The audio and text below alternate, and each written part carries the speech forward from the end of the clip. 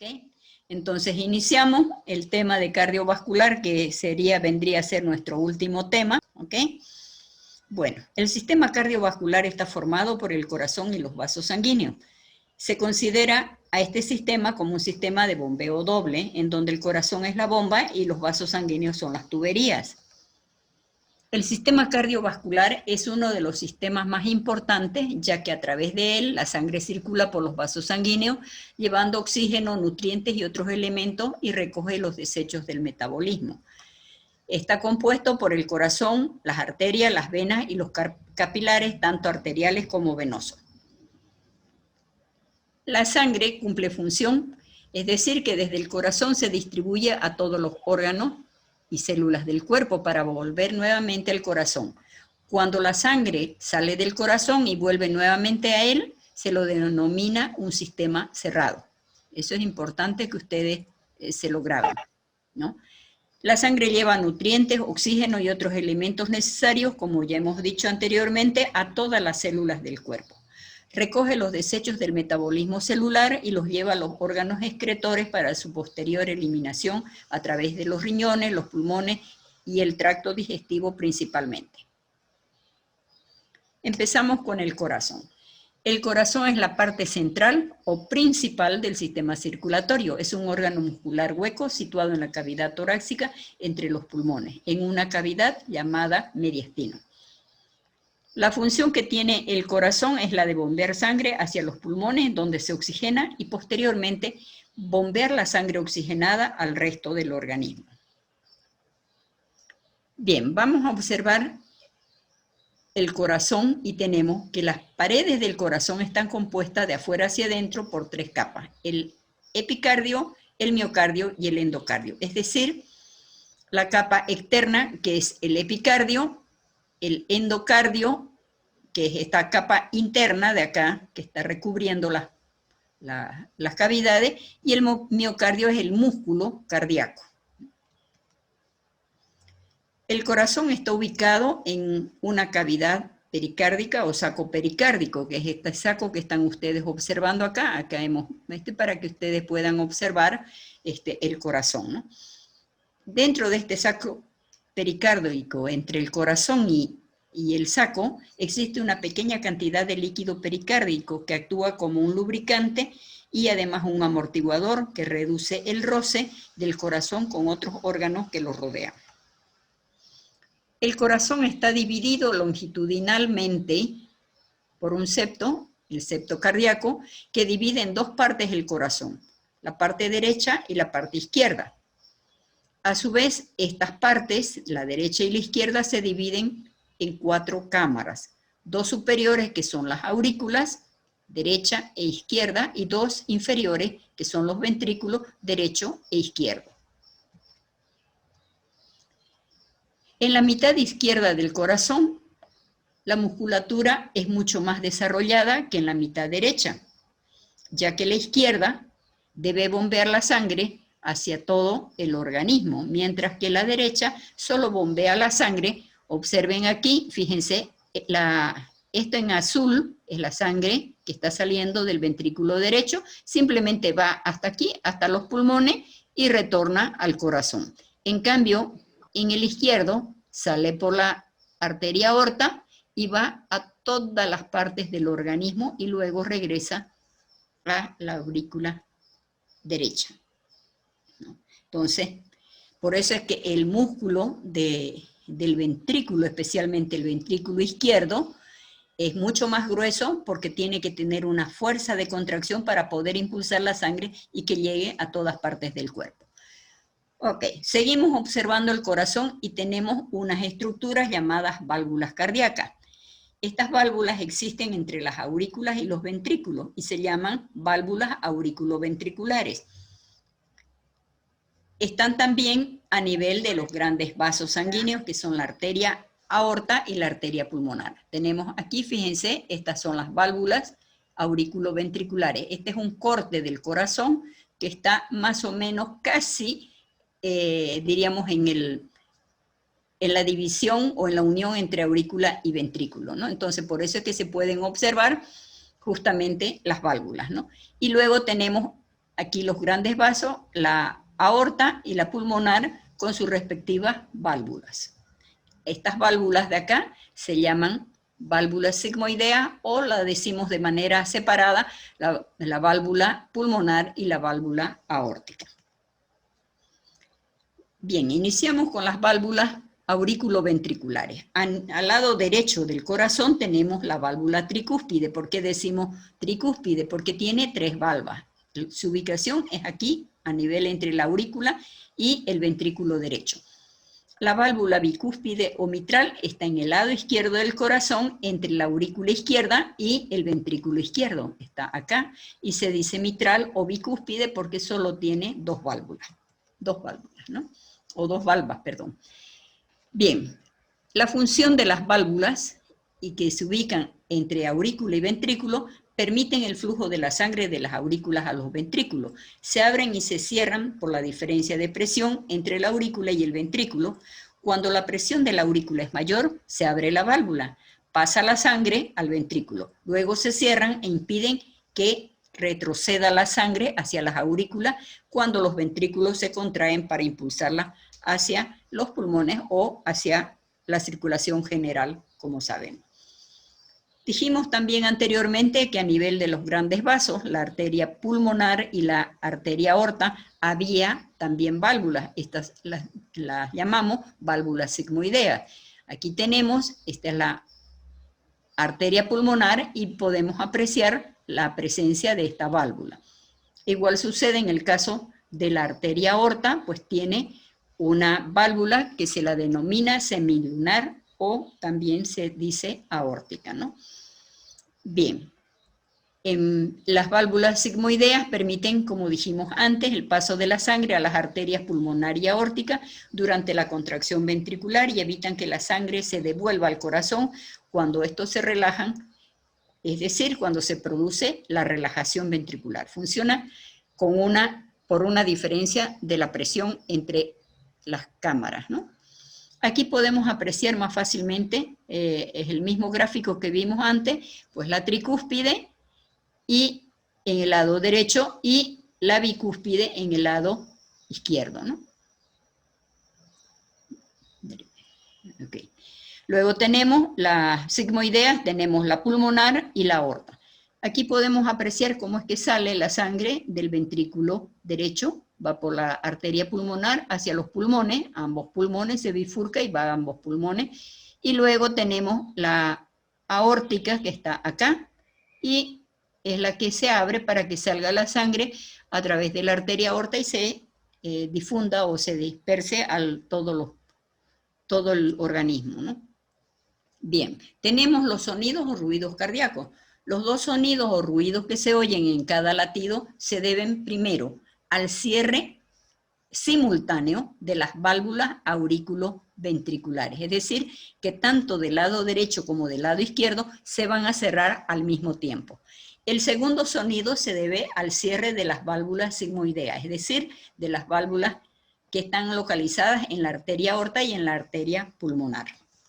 Esas son las causas de la producción del sonido, de los 2 sonidos cardíacos. El ciclo cardíaco tiene 3 fases.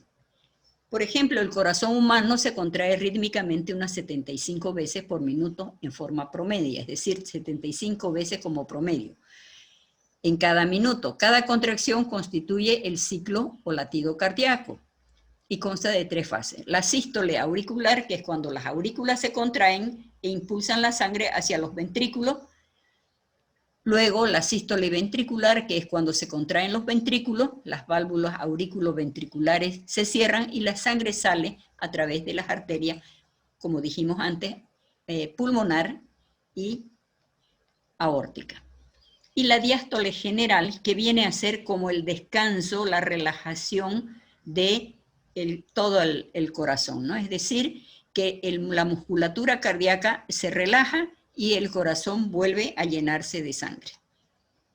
Aquí podemos apreciar gráficamente cómo es que ocurre este ciclo cardíaco. Tenemos el corazón que está relajado, o sea que está en diástole, y se llenan las 4 cavidades, es decir, están llenas ambas aurículas y empiezan a llenar los ventrículos. La sístole auricular, ¿cuándo sucede? Cuando se contraen las aurículas para empujar más sangre y llenar cada uno de los ventrículos. Luego tenemos la sístole ventricular, que vendría a ser la tercera fase, que es cuando se contraen ambos ventrículos. El lado derecho, el ventrículo derecho, se contrae e impulsa la sangre hacia ambos pulmones, tanto el derecho como el izquierdo. Y el ventrículo izquierdo se contrae y la sangre sale a través de la arteria aorta a todo el organismo. El corazón es el encargado de bombear la sangre a través de los vasos sanguíneos. La aurícula derecha va a recibir la sangre sin oxígeno procedente de todo el cuerpo a través de las venas cava anterior y posterior. Pasa esa sangre hacia el ventrículo derecho, que va a bombear la sangre sin oxígeno hacia los pulmones. Es decir, pasa de la aurícula al ventrículo y es bombeado hacia los pulmones, como ya hemos explicado en el gráfico anterior.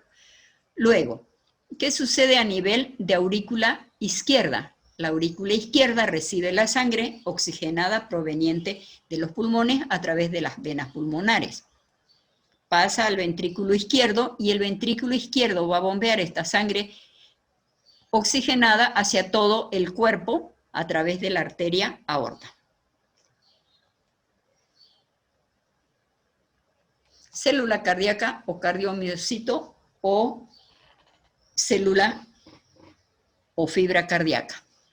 La unidad anatómica y funcional del corazón es la célula muscular cardíaca, cardiomiocito o fibra miocárdica. Los cardiomiocitos son células del músculo cardíaco capaces de contraerse de forma espontánea e individual y representan la unidad contráctil del miocardio. Estas células tienen algunas características muy especiales que no las tienen otras células. Resaltamos 4 características especialmente: la excitabilidad o vasotropismo, el automatismo o cronotropismo, la conductibilidad o dromotropismo y la contractibilidad o inotropismo. Empezamos explicando la primera particularidad. La excitabilidad o vasotropismo es la capacidad de la fibra miocárdica de responder a un estímulo propio o artificial con el desarrollo de un potencial de acción. Este potencial de acción puede definirse como el registro de las variaciones de los flujos iónicos, principalmente de sodio, potasio y calcio, que se producen a través de la membrana celular de la fibra miocárdica, cuando ésta es excitada hasta volver nuevamente a su estado de reposo. El automatismo o cronotropismo es la propiedad que poseen algunas células cardíacas de generar sus propios impulsos eléctricos en forma espontánea y sin necesidad de la intervención de otros factores. La membrana celular de la fibra miocárdica es sumamente inestable. Esta inestabilidad, sin embargo, es la que le permite, a su vez, autogenerar sus propios impulsos. La tercera propiedad o conductividad o dromotropismo es la propiedad que poseen las células cardíacas de transmitir un estímulo de célula a célula a velocidades variables desde cualquier lugar del corazón. Esta propiedad está relacionada con la velocidad de conducción del impulso eléctrico a través de todo el músculo cardíaco. Una célula cardíaca transfiere un impulso a una célula vecina muy rápidamente, de modo que todas las áreas del corazón parecen despolarizarse al mismo tiempo. El principio de esta propiedad es el mismo que se aplica al cableado eléctrico de un árbol de Navidad iluminado. El cable propaga el impulso eléctrico a cada foquito o lamparita en una sucesión de tiempo tan corto entre una lamparita y la otra que todas las luces parecieran iluminarse al mismo tiempo. La velocidad de transferencia varía en las diferentes partes del corazón. Contractibilidad o inotropismo. El corazón puede comenzar y mantener una actividad rítmica sin la ayuda del sistema nervioso. Un corazón removido del cuerpo tiene la capacidad de latir por sí mismo durante cierto tiempo. Es el más alto grado de automaticidad que se halla en las células del nódulo sinusal o marcapaso a nivel de la que se encuentra a nivel de la aurícula derecha. Esta propiedad es la que le permite a los cirujanos que hacen las cirugías cardíacas para poder realizar este trabajo, debido a que el corazón permanece invariable en su función y en su estructura aproximadamente durante 6 horas. Después de 6 horas, el músculo cardíaco empieza a degenerarse. Seguimos con la contractibilidad. En la aurícula derecha está el nódulo auriculoventricular. En el tabique interventricular se encuentra el haz de His con su rama anterior o posterior o derecha e izquierda, que a su vez se conectan con las fibras de Purkinje que están dentro del miocardio ventricular, y aunque tienen un menor grado de automaticidad, sin embargo, está representada por la fuerza de contracción del corazón. Hacemos un resumen del trabajo de la fibra miocárdica con sus respectivas características que la distinguen. La excitabilidad o vasomotropismo, que es la capacidad de responder a un estímulo propio o artificial con el desarrollo de un potencial de acción. El automatismo o cronotropismo, que es la capacidad de generar sus propios impulsos eléctricos en forma espontánea sin necesidad de la intervención de otros factores. La conductibilidad o dromotropismo es la capacidad de transmitir un estímulo de célula a célula a velocidades variables desde cualquier lugar del corazón. La contractibilidad o inotropismo es la capacidad de comenzar y mantener una actividad rítmica sin la ayuda del sistema nervioso central. Inervación e irrigación cardíaca. El corazón está inervado por fibras de los nervios vagos y fibras nerviosas autónomas, tanto del sistema simpático como del parasimpático, que forman el plexo cardíaco. Las ramas del plexo cardíaco inervan el tejido de conducción, los vasos sanguíneos coronarios, el miocardio auricular y ventricular. Las fibras simpáticas proceden de los segmentos medulares cervical y torácico. La inervación deriva del 10º par o nervio vago. En la parte inicial de la aorta nacen 2 arterias coronarias principales, la arteria coronaria derecha y la arteria coronaria izquierda. Estas arterias se ramifican para poder distribuir la sangre oxigenada a través de todo el miocardio. Esto para llevar no solamente oxígeno, sino también nutrientes. La sangre no oxigenada es drenada por las venas en el seno coronario, el mismo que desemboca en la aurícula derecha. El seno coronario se sitúa en la parte posterior del surco aurículo-ventricular. Aquí podemos observar pues, las arterias, estas son las arterias coronarias, izquierda y derecha, que como ven acá, se ramifica por todo el miocardio para llevar nutrientes y oxígeno, y asimismo, paralelamente podríamos decir, van los vasos venosos para recoger todos los productos del metabolismo de las células cardíacas. Vasos sanguíneos. Los vasos sanguíneos son conductos llamados arterias, venas y capilares, que tienen características muy particulares cada una. Arterias y arteriola. Las arterias son vasos de paredes elásticas, son las de mayor tamaño. Las arterias tanto en las más finas se denominan arteriolas. Generalmente las arteriolas tienen 0,5 milímetros de diámetro. La función que tienen las arterias y las arteriolas, es decir, son vasos eferentes que llevan sangre desde el corazón hacia los distintos órganos del cuerpo, llevando sangre oxigenada o sangre arterial, excepto las arterias pulmonares que llevan sangre venosa. Esta particularidad de que arterias pulmonares lleven sangre venosa hay que tenerla muy presente. Venas y vénulas. Los vasos de mayor diámetro son llamadas venas. La mayoría de las venas poseen válvulas que permiten la circulación sanguínea en una sola dirección. Las vénulas son vasos de pequeño calibre, aproximadamente entre 0,2 y 1 milímetro de diámetro. Las venas y vénulas son vasos aferentes, es decir, que llevan sangre desde los órganos distintos del cuerpo hacia el corazón. La sangre que transportan es pobre en oxígeno y rica en dióxido de carbono, es decir, que es una sangre venosa. exceptuando las venas pulmonares que llevan sangre arterial. Esta es otra particularidad que no deben olvidar, ¿no? Que las únicas venas pulmonares que llevan sangre arterial son las que vienen de los pulmones hacia el corazón.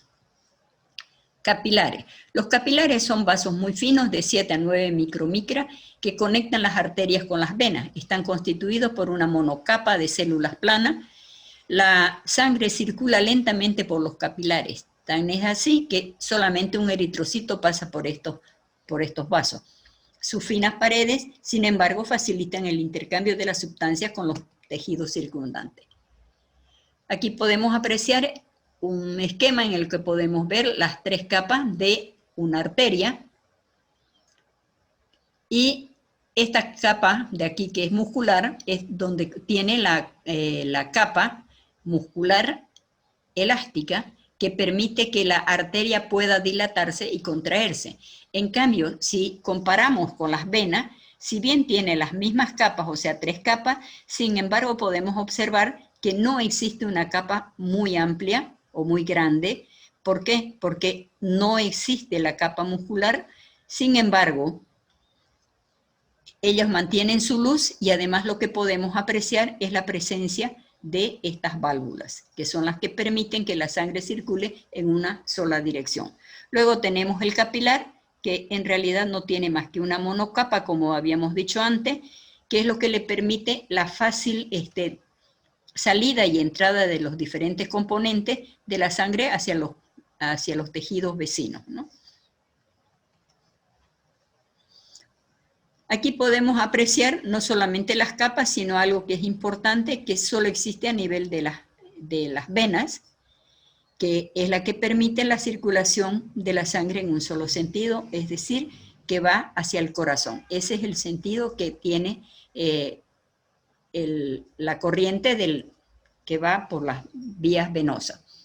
Aquí observamos pues la presencia de capilares tanto venosos como arteriales, y es así como una vena se une a una arteria gracias a la presencia de estos capilares sanguíneos tanto arteriales como venosos. Hacemos un resumen de los vasos sanguíneos. Tenemos arterias que llevan sangre desde el corazón hacia los distintos órganos del cuerpo, es decir, llevando sangre arterial o sangre oxigenada. Hemos dicho que la excepción son las arterias pulmonares que llevan sangre venosa. Las venas son vasos aferentes que llevan la sangre desde los órganos hacia el corazón, transportando sangre pobre en oxígeno y rica en dióxido de carbono, o sea que es una sangre venosa. Excepción es las venas pulmonares que llevan sangre arterial desde los pulmones hacia el corazón. Luego están los capilares sanguíneos, que son vasos muy finos que conectan las arterias con las venas y cuyas paredes finas facilitan el intercambio de las sustancias con los tejidos vecinos. Bien, entonces también hablamos de las funciones que cumplen los vasos sanguíneos. Tenemos en primer lugar la propiedad de conducción, la conservación de la masa, la de protección y la regulación del flujo. Son 4 de las principales funciones. Dentro de la función de conducción, los vasos sanguíneos conducen la sangre conteniendo nutrientes y oxígeno. Esto se logra gracias a la ramificación sucesiva de los vasos sanguíneos que se inicia en la aorta, en la circulación sistémica y en las arterias pulmonares en el caso de la circulación pulmonar. La conservación de la masa quiere decir que la cantidad de sangre que sale del corazón debe ser la misma cantidad que vuelve a él. De lo contrario, tendríamos una acumulación de sangre en algún lugar del cuerpo y esto no es fisiológico, es decir, que es un problema de tipo patológico. La tercera función de los vasos sanguíneos es que son elásticos para proteger así la presión y el flujo sanguíneo que varían durante el ciclo cardíaco. Cuando el corazón bombea sangre, en la aorta la presión sube, por lo tanto, la arteria aorta por esta elasticidad se ensancha y al cerrarse la válvula aórtica, los vasos sanguíneos vuelven a su diámetro original. Una vez cerrada la válvula, la sangre que está almacenada temporalmente en los vasos sanguíneos se mueve hacia abajo o hacia atrás siguiendo las diferencias de presión. Los vasos sanguíneos protegen de los cambios de presión y almacenan sangre de manera temporal. Regulación del flujo, que es la cuarta función, realizan el control para abrirse o cerrarse completamente dependiendo de la necesidad que se tenga de sangre. Cuando un órgano necesita sangre, los vasos se dilatan al máximo, permitiendo el flujo. Cuando no la necesita, se contraen cerrándose casi por completo. Reciben la señal de esta función a través de sensores ubicados a lo largo del sistema que mandan la necesidad que existe en determinada zona del cuerpo a través de los nervios. Circulación sanguínea. La circulación sanguínea, existen dos tipos de circulación. Una circulación menor o pulmonar y una circulación mayor general o sistémica. La circulación menor o pulmonar, tenemos que del ventrículo derecho sale la sangre hacia los dos pulmones, allí se ramifica, se oxigena y vuelve a la aurícula izquierda. La circulación general se inicia en el ventrículo izquierdo, la sangre que llegó a la aurícula pasa al ventrículo izquierdo y sale a través de la arteria aorta, se ramifica, va a todo el cuerpo y vuelve posteriormente a través de los capilares sanguíneos venosos, vénulas, venas, y posteriormente drenan en las venas cavas anterior y posterior y desembocan o drenan en la aurícula derecha. Esa es la circulación mayor, general o sistémica. Bien, aquí seguimos viendo la circulación mayor y menor.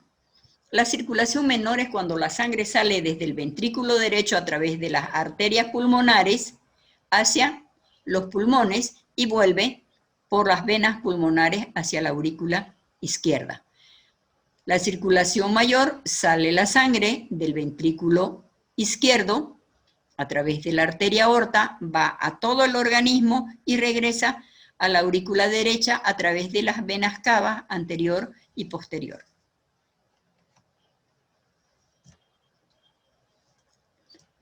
La sangre venosa procedente de los distintos órganos del cuerpo llega a la aurícula derecha a través de las venas cava anterior y posterior. Pasa al ventrículo derecho, el cual se encarga de impulsarla a través de la vena pulmonar, de la arteria pulmonar, perdón, hacia los pulmones. Allí se oxigena y vuelve a través de las venas pulmonares a la aurícula izquierda. Todo este recorrido que hemos mencionado se conoce como circulación menor o pulmonar. El segundo circuito, desde el corazón hacia todos los órganos del cuerpo y vuelve al corazón. Esto se llama circulación mayor o general. La sangre de la aurícula izquierda, que llegó de los pulmones, pasa al ventrículo izquierdo. El ventrículo izquierdo se contrae e impulsa la sangre a través de la arteria aorta, va a todo el cuerpo, se distribuye a todos los órganos y retorna a través de los capilares venosos que forman venas, vénulas, venas y concluyen en las venas cavas, las cuales van a desembocar en la aurícula derecha, completándose de este modo la circulación mayor o sistémica. Hay algunos datos curiosos en relación a la circulación sanguínea. La sangre fluye de las aurículas hacia los ventrículos, pero nunca al revés. La sangre se oxigena completamente al pasar de los pulmones, pero va cediendo este oxígeno al pasar por los diferentes órganos. La sangre venosa o con anhídrido carbónico sale del corazón por las arterias pulmonares hacia los pulmones y regresa a la aurícula izquierda como sangre arterial u oxigenada por las venas pulmonares. Es de acordarse siempre que es el único lugar del cuerpo en donde la sangre sin oxígeno fluye por arterias y sangre oxigenada circula por venas. Todas las arterias que existen en el cuerpo son ramificaciones de esta arteria aorta. Bien, aquí nos quedamos porque este potencial de acción quiero explicárselo más calmadamente.